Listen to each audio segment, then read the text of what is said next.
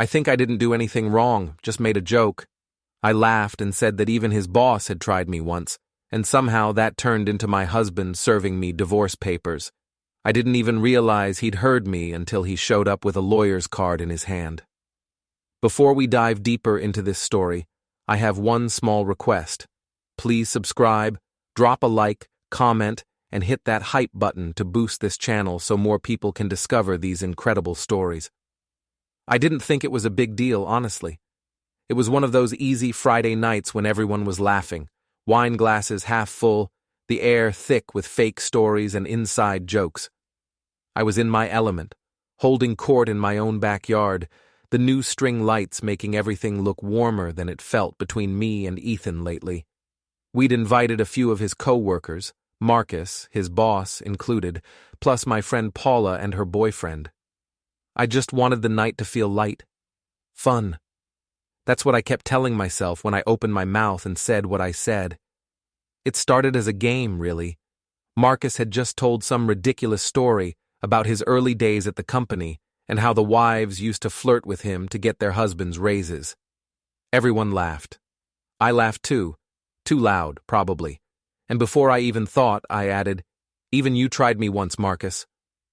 The table went quiet for a half second before Marcus barked out a laugh, and the moment shifted back to normal. I followed it up with, "Guess confidence runs in the company." People laughed again. I smiled like it was nothing. But when I looked across the table, Ethan wasn't smiling. His jaw was tight. His hand gripped his glass like it was holding something heavier than wine. Marcus leaned back, pretending not to notice the tension.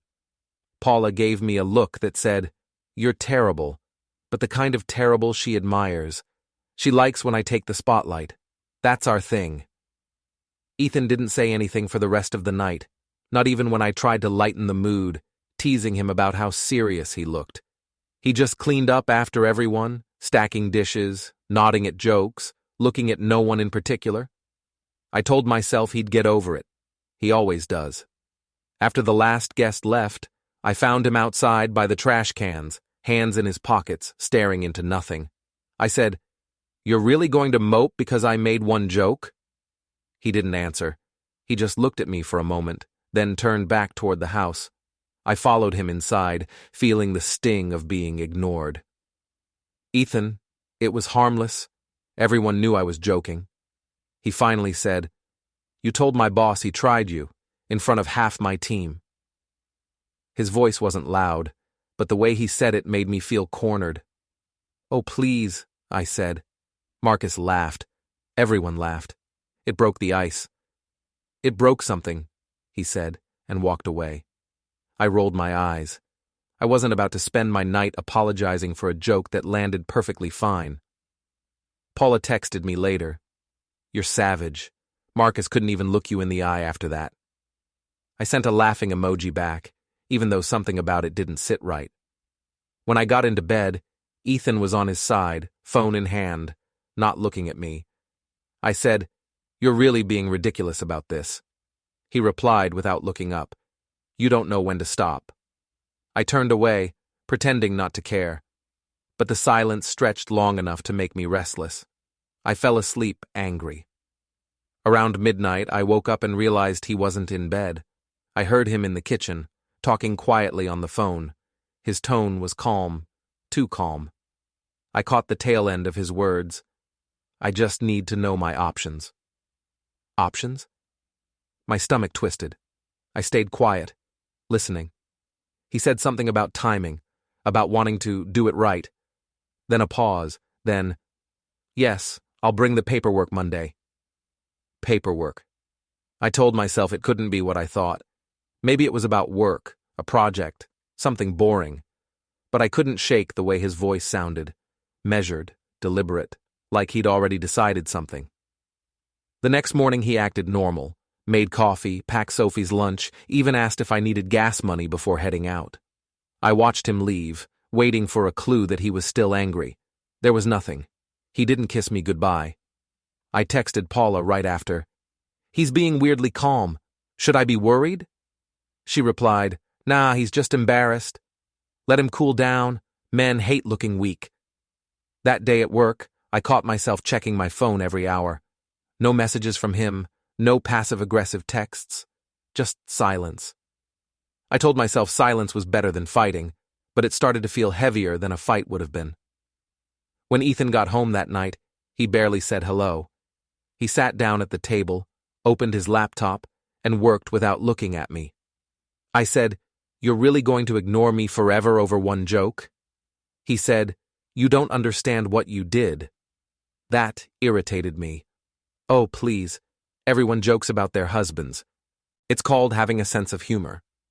He looked at me then, his eyes flat. You don't joke about something that can ruin someone's reputation. Marcus knows it was a joke, I said. He closed his laptop. Do you? The room went quiet.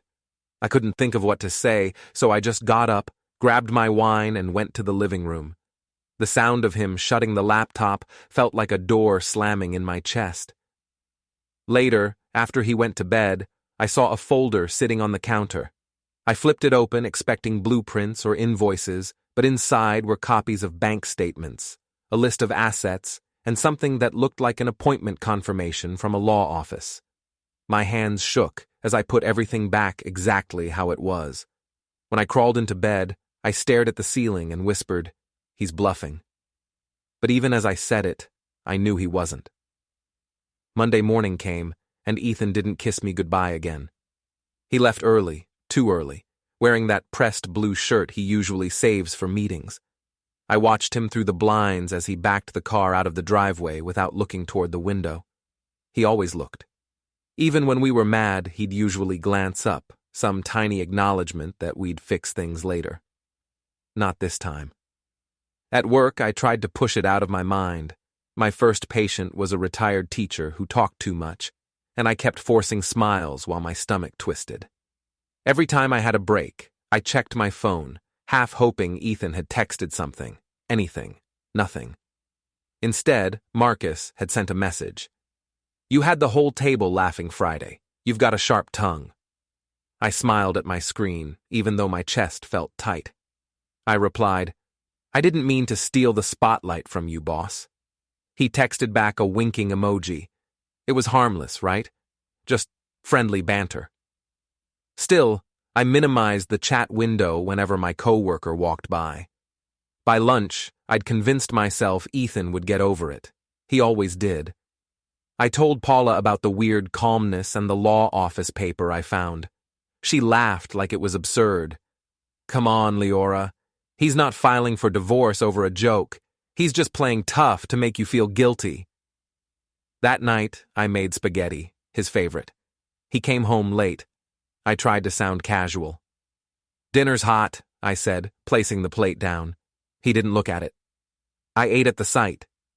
"Could have texted me," I said. He just nodded. I could feel my pulse beating in my ears. I wanted him to say something sharp, to start an argument, anything that felt alive. Instead, he just went upstairs. After Sophie went to bed, I poured myself another glass of wine and opened Instagram. Marcus had liked my photo from the dinner night, the one of me in the green dress. I liked one of his in return, a work event photo with him holding a glass of whiskey. A few minutes later, he messaged, "You really do light up a room." I typed, "Don't let my husband hear that," then deleted it. I sent, "Flattery will get you everywhere." He replied with a laughing emoji, then, "Ethan's a lucky man." I stared at that line longer than I should have. Lucky. If only he acted like it. The next day, I caught Ethan in the kitchen, phone to his ear, his voice low. "Yes, Thursday afternoon works. I'll bring the statements." He paused when he noticed me, then ended the call without finishing his sentence. "Who was that?" I asked. "Work," he said too quickly. I folded my arms. "You've been saying that a lot lately." He turned to face me. "You're one to talk." That hit a nerve. "What's that supposed to mean?" He shrugged. "You know exactly what it means." I laughed, sharp and defensive. "You're still mad about one stupid comment? You're acting paranoid." He leaned against the counter, eyes on me but not soft anymore. I'm not paranoid. I'm just not blind. Then he picked up his keys and left. I stood there staring at the empty space where he'd been, the hum of the refrigerator the only sound in the room. Later that week, Marcus stopped by the clinic. Said he was in the area, thought he'd get his teeth cleaned. I wasn't even on schedule for him, but I told the receptionist I'd take the appointment. He smiled when he saw me, that easy confidence he carried like perfume. "Guess I'm in good hands," he said. I laughed. "You should have warned me you were coming. I'd have worn my professional face." He grinned. "This one works fine." We talked too much, not enough about his teeth. When I leaned over him, his cologne hit me in waves, and for a moment I imagined what it would be like to be with someone who actually looked at me like that again. When the appointment ended, he touched my wrist lightly and said, "I didn't mean to cause trouble the other night." "You didn't," I said quickly, maybe too quickly. "Ethan's just sensitive." "Sensitive men usually break before they bend," he said, still smiling. That line stuck with me the rest of the day. When I got home, Ethan was in the living room, staring at the muted TV. I said, "You're home early." He didn't look away from the screen. "Not really." I dropped my bag on the counter. "Are you ever going to tell me what your problem is?" He turned the TV off. "My problem is that you humiliated me and think it's funny." "It was a joke, Ethan. Everyone jokes about their spouses. You're acting like I burned the house down." He stood up slowly, like he was tired of standing still. "You think Marcus didn't go home and tell people about it? You think I don't hear the whispers at work?" I folded my arms. "Oh, please. Nobody cares about that stuff. You're being dramatic." He tilted his head, studying me. "Am I?" That silence again, stretching and hard.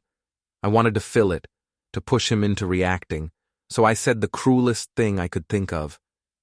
"Maybe if you weren't so insecure, you wouldn't care who flirts with me." He stared at me a long moment, then said quietly, "Good to know that's how you see it."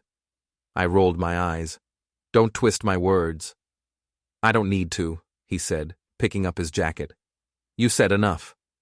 And then he walked out again, not slamming the door, just closing it like he was sealing something off for good. That night, I lay in bed scrolling through my messages. Marcus had texted, "Rough night?" I hesitated before typing back, "You could say that." He replied, "You deserve someone who gets your humor." I stared at those words until the screen dimmed. My chest felt strange, half flattered, half guilty, but I didn't stop. I sent back, "Sometimes it feels like no one does." The typing bubble appeared for a long moment, then disappeared. I put the phone down, waiting. Ethan still hadn't come home. When I finally drifted off, the last thing I saw in my mind wasn't my husband's face. It was Marcus smiling in that chair, saying, "Sensitive men usually break before they bend."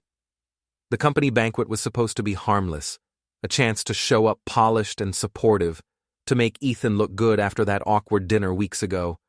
At least, that's what I told myself. I spent an hour choosing the right dress, something sleek, but not desperate. When I walked out, Ethan barely glanced at me. He just said, "We should leave soon," in that quiet voice of his that somehow made me feel small. Marcus was there, of course, already working the room when we arrived. His smile widened when he saw me. "Leora, looking stunning as always," he said, shaking Ethan's hand like nothing awkward had ever happened. I caught the subtle twitch in Ethan's jaw. He hated scenes, hated attention, and here I was, his wife, already the center of both. Dinner started off fine. I sat between Ethan and one of the HR women whose name I kept forgetting. Marcus sat across from me, telling stories, making everyone laugh. I joined in, maybe louder than I needed to, mostly to prove to myself that I still belonged here. Ethan stayed quiet, his eyes fixed on his plate. Every few minutes, I tried to bring him into the conversation, but he kept giving short answers, 1 or 2 words, nothing more. By the time the wine started flowing, I was irritated. It felt like he was deliberately making me look uptight by being the silent, brooding one at the table. So when Marcus proposed a toast to hard work and great partnerships, I raised my glass and said, loud enough for nearby tables to hear, "And to having a husband who's the only man in this company not trying to hit on me." The laughter was immediate, sharp, echoing louder than I expected. People turned to look. Marcus's smile faltered just a little. Ethan froze, then set his glass down slowly, like he was weighing whether to speak or not. He didn't. He just sat there, expression blank. I felt a rush of satisfaction, at first. It was attention, validation. People were laughing with me again. But then the laughter faded and I realized Ethan still wasn't moving. He just looked tired. That same heavy tired that makes your stomach drop before your brain catches up. After a minute, he stood. No announcement, no goodbye. Just stood up, buttoned his jacket, and left the room. I called after him quietly, "Ethan?" He didn't turn around. Marcus reached across the table and said, "He's fine, let him cool off." I smiled weakly, pretending I wasn't unraveling inside. I stayed through dessert, pretending everything was fine, pretending that his absence wasn't burning a hole in my chest. When I finally slipped out, I couldn't find him anywhere. Not in the hallway, not in the parking lot. His car was gone. When I got home, the house was dark except for the faint glow from the living room. His wallet and keys were gone. I called him once, twice, 3 times. No answer. I texted, "Seriously? You're acting like a child." Then, "It was a joke." Still nothing. By midnight, I was pacing the kitchen, wine glass in hand, trying to convince myself I wasn't the bad guy. Paula messaged me, "Saw the photos. You looked killer tonight." That gave me a spark of something like pride. I posted a few of the banquet pictures myself, smiling beside Marcus, holding my drink, my caption reading, "A little laughter never hurt anyone." When I woke up, the likes were piling up. People commented about how glamorous the night looked. But Ethan still hadn't come home. His side of the bed was untouched. Sophie asked at breakfast, "Where's Daddy?" And I forced a smile. "He had an early meeting, sweetheart." By noon, I'd gone from worried to angry. I texted him again. "Ignoring me isn't going to make me apologize for something stupid." Then, just to feel like I still had power over something, I sent Marcus one of the banquet photos privately, with the message, "You clean up well, boss." He replied within minutes, "You shouldn't sell yourself short. You were the highlight of the night." I felt that same little thrill, the one I'd been chasing ever since Ethan started acting cold. Marcus made me feel visible again, seen, desired. When he asked if I wanted to grab coffee that week, to clear the air, I said yes before even thinking about it. But that evening, something unexpected happened. A courier knocked on the door. I opened it still half in my work uniform, my heart racing for reasons I couldn't name. The man handed me an envelope and asked for my signature. The return address said, "Law Offices of Hayes and Mitchell." I didn't open it right away. My fingers shook. I sat on the couch, staring at my name typed neatly across the top. Mrs. Leora Hale. Inside were papers, thick and official-looking, words I couldn't absorb at first. Petition for dissolution of marriage. For a second, the world went quiet, like the air had stopped moving. I thought it had to be a joke, something symbolic, maybe a scare tactic. But the signature at the bottom was Ethan's, clean, deliberate ink. I called him right away, straight to voicemail. I texted, "Are you serious? You're actually doing this?" Then, "We need to talk." Still nothing. I called Paula, pacing the room. "He filed for divorce," I said. She laughed like she didn't believe me. "No, he didn't." "I'm holding the papers." She went quiet. Then, "He's bluffing. He wants to scare you." "He wouldn't spend money on a bluff," I said, though I wanted her to be right. That night I tried to eat dinner with Sophie, but I couldn't swallow. She kept asking if Daddy was coming home. I told her he'd be back soon, my voice sounding foreign even to me. After she went to bed, I sat at the table rereading the petition. There was a note clipped to the front from his lawyer. For your review before Friday's meeting, Mr. Hale has requested an uncontested process to minimize disruption for your daughter. Uncontested, as if this was just business, as if our entire marriage had been reduced to polite paperwork. I stayed up half the night, waiting for him to call. When the clock hit midnight and the silence didn't break, I opened Instagram again, scrolling through those banquet pictures. I looked at my smile, the way I leaned slightly toward Marcus, the way my eyes glimmered under the lights. I looked happy. I looked powerful. But all I could think was how Ethan had looked walking away from that table. His face calm, resigned, already gone. By Thursday, I couldn't take it anymore. I called the number listed on the lawyer's letter and pretended it was just a misunderstanding. The receptionist sounded overly polite, the kind of voice that already knew too much. Mr. Hale's appointment is at 2, she said. Would you like me to let him know you'll be joining? I froze for a second, then said, Yes, tell him I'll be there. When I arrived, Ethan was already sitting in the small waiting area, flipping through a folder. He didn't even look up when I walked in. I sat down across from him, heart hammering so loud it made my throat ache. So this is really happening? I said quietly. He just said, It's been happening for a while. You just didn't notice. That stung more than I wanted to admit. You're being cruel, over a joke, over me trying to be funny. He finally looked up. You keep calling it a joke, but what you did wasn't funny. You humiliated me at work, then with Marcus, then online. I started to protest, but the lawyer appeared in the doorway, holding a clipboard. Mr. and Mrs. Hale? He smiled stiffly. Come in. The office was neat, professional, every surface polished.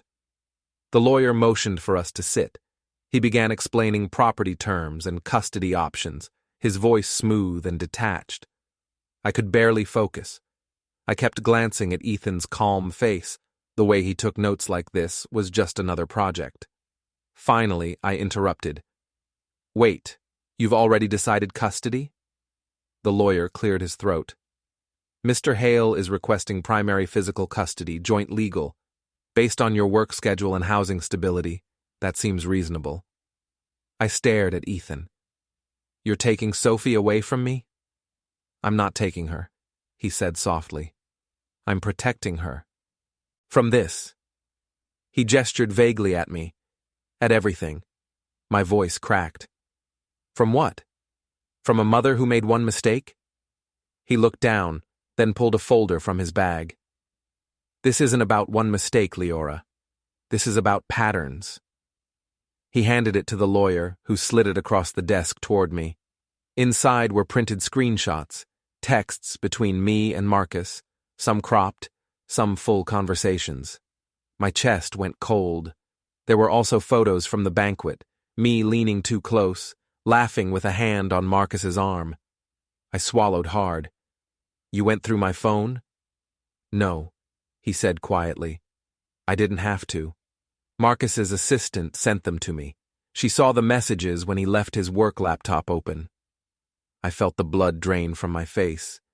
She had no right. She had every right, he cut in. His wife found out. She filed too. The lawyer cleared his throat again. Perhaps we can stay on topic. But I couldn't stop shaking. So what? You're punishing me because some jealous woman sent you messages out of context?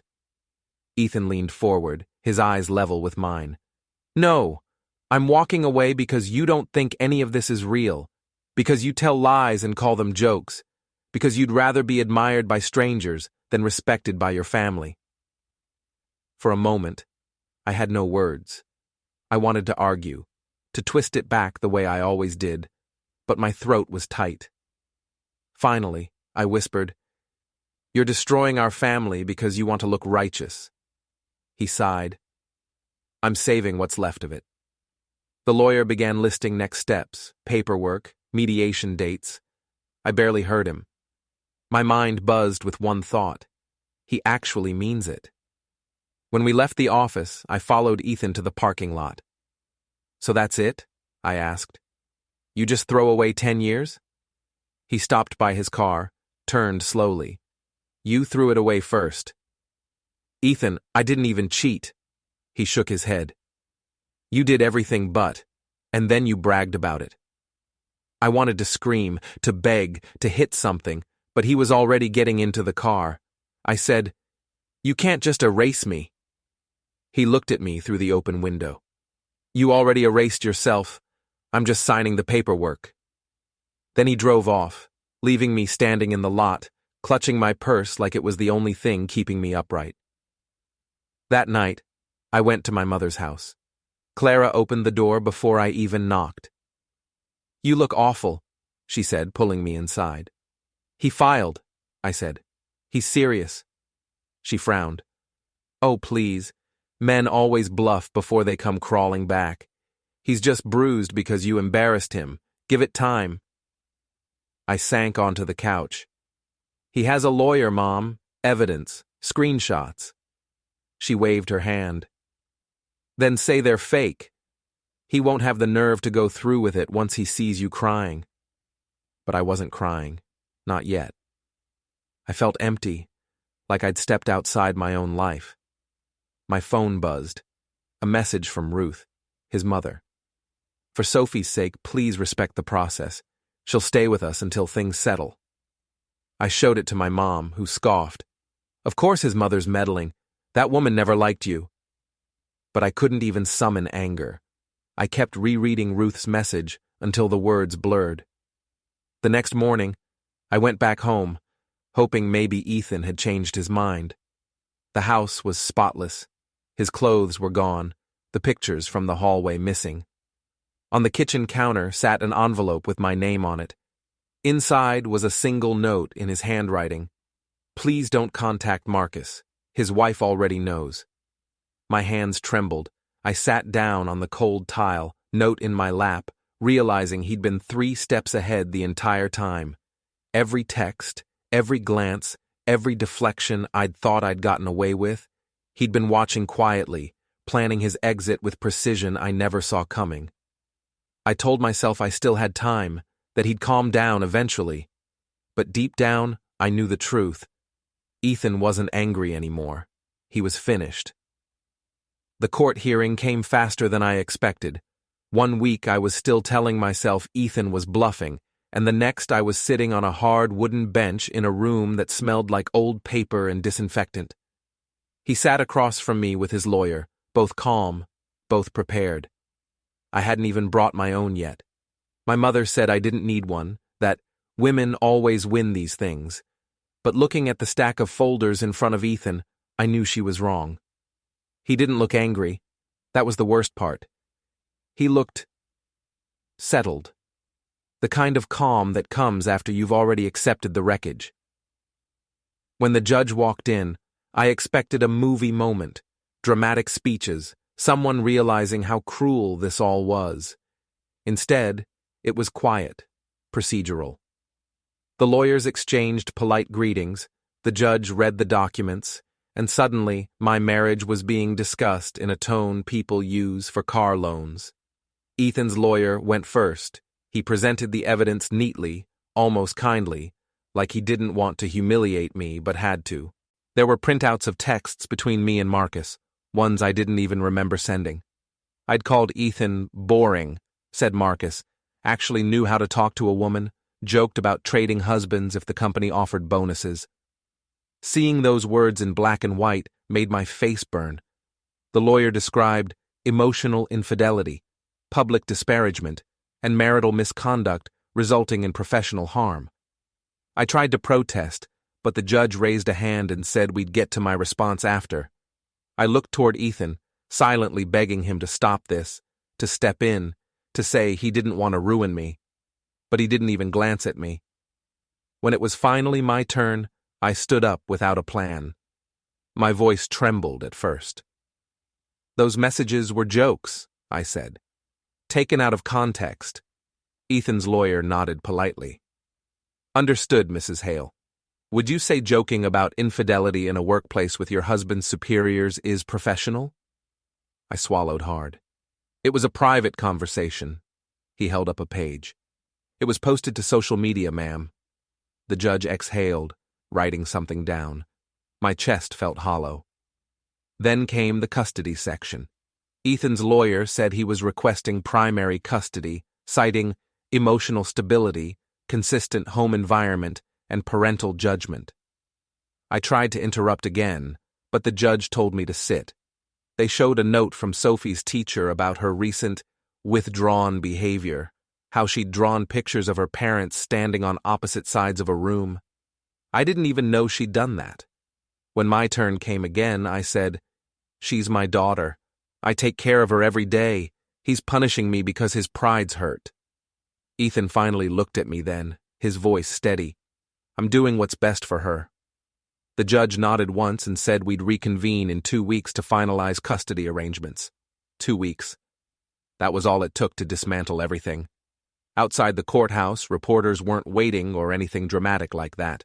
It was just a gray sky, the sound of cars passing, and Ethan walking right past me without a word. I followed him to the parking lot. "You're really doing this?" I asked. He stopped beside his car, hands in his pockets. "You said you wanted freedom. I'm giving it to you." "I didn't mean it like that." He looked at me for a long moment, then said quietly, "You never mean anything you say until it costs you something." And then he got in and drove away. That night I went back to my mother's again. She was furious, at him, not at me. "He's turning this into a circus," she said, pacing the kitchen. "You need to fight back. Tell people what he's doing to you." So I did. I went online, posting a long paragraph about being betrayed by a husband who couldn't handle a confident woman. The comments came fast, some sympathetic, others not. Ruth must have seen it, because the next morning she left a voicemail. "Please stop making this worse. Sophie reads everything. You think she won't, but she will." That made me cry for the first time since this started. Real tears, not the angry kind. I wanted to call Sophie, to hear her voice, but when I tried, it went to voicemail. Ethan had clearly blocked my number from her phone. Later that week, I showed up at his house anyway. Ruth answered the door, arms crossed. "You can't just barge in here," she said. "I'm her mother," I snapped. "You're also the reason she's confused and scared." Her tone was firm, not cruel. "Please leave before she sees you like this." "She's my daughter," I repeated, but my voice cracked halfway through. Ruth sighed. "Then start acting like it." She closed the door gently, not slamming it, which somehow hurt worse. Back at my mother's, I collapsed on the couch, staring at the ceiling. Clara sat beside me, rubbing my arm. "Men always play dirty," she said. "He's trying to make you look bad before the judge. You'll see. He'll regret it." I nodded, but deep down I knew Ethan wouldn't. He wasn't playing dirty. He was being methodical, exact. Everything I'd mocked him for, his caution, his planning, his quiet way of fixing problems, he was now using to dismantle our life with surgical precision. 2 nights later, as I was scrolling through my phone, a message popped up from an unknown number.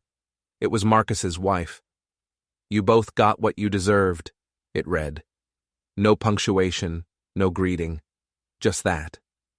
I threw the phone onto the couch and buried my face in my hands.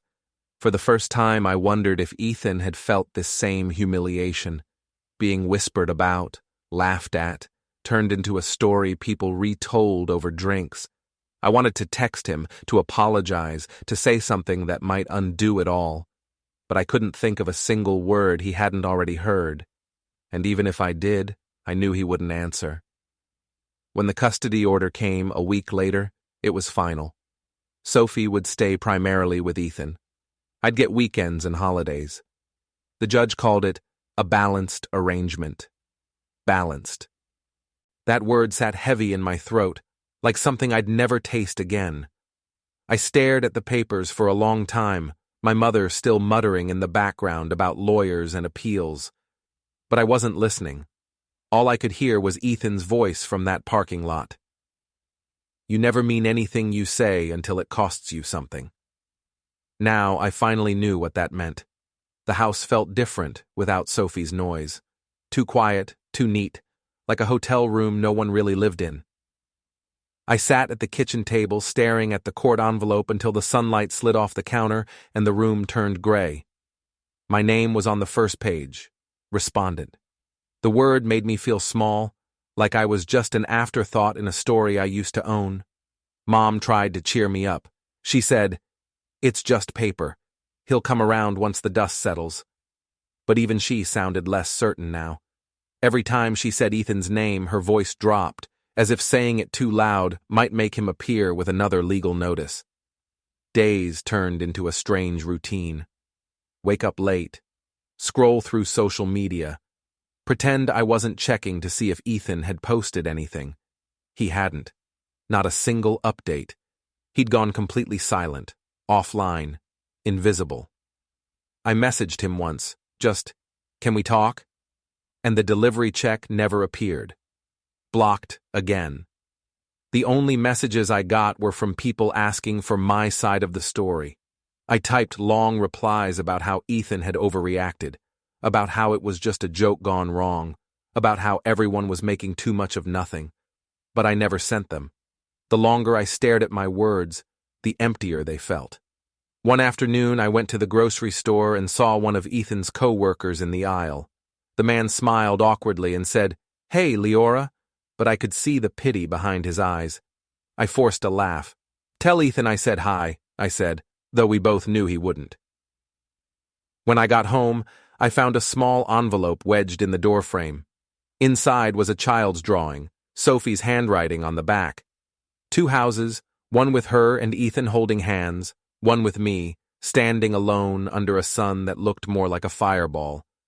Under it, she'd written, "Love you, Mommy." My throat closed up. I sat on the floor crying for the first time without trying to stop myself. That night, I poured a glass of wine and called my mom. She drew a picture, I said. 2 houses. Mom sighed. "Kids adjust. Don't make this bigger than it is." She drew me by myself, I whispered, like I'm just extra. "Then prove her wrong," Mom said. "Fight to get her back." But what was I supposed to fight with? Ethan had already taken everything. The house, the reputation, the narrative. He'd done it all quietly, with paperwork and patience instead of shouting. He never lost control, not once. Somehow that calmness made it hurt more. A week later, the final papers arrived. The seal at the bottom made it real. Divorce finalized, property divided, custody set. I ran my fingers over Ethan's signature, neat and straight, and then over mine, shaky and uneven. It looked like the record of 2 different people, one steady, one unraveling. That evening, I packed a small bag and drove to Mom's again. The air there always smelled like old candles and denial. She was in her robe, watching TV. "You're staying again?" she asked without looking away from the screen. "Just for a bit," I said. She muted the TV. "You need to stop moping. Post something positive online. Show people you're doing fine. That'll make him wonder." I almost laughed. "Mom, he's not wondering. He's done." She frowned, like she refused to believe it. No man's ever really done. They all come back eventually. But I knew Ethan wouldn't. He wasn't built like the men she used to date, the ones who stormed off, then crawled back crying. He didn't storm. He planned. He finished. Later that night, I lay awake on the couch, scrolling through my phone. I found an old photo from our first year together, me sitting on his lap at some summer fair, both of us sticky from melted ice cream, laughing so hard the camera had caught our blur. I stared at that image for a long time, trying to remember what it felt like to be liked by him. Not loved, liked. I almost texted him that picture with a caption, Remember this? But what would be the point? He'd probably already deleted my number. A few days passed before I gathered the courage to visit Ruth's house. I didn't even tell Mom. I just drove there, parked down the street, and waited until I saw Sophie playing in the yard.